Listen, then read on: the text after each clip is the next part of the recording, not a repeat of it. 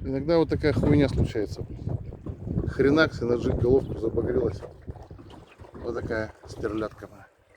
Сейчас мы ее там или съедим, или отпустим. Что будем делать, Валер? Да давай, отпустим. Отпустим. Дай-ка я запечатлю, как ты ее будешь там пускать. Царскую рыбу. Скользкая как это. Скользкая, как стерлядь. Стерлядь. Есть стерлядь, да? Ну, хирургическая операция. Бац. Иди, живи, гуляй.